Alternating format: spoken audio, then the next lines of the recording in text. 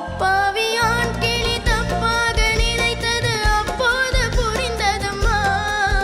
அது எப்போதும் கிளி அல்ல, கிணற்று தவளைதான் இப்போது தெரிந்ததம்மா.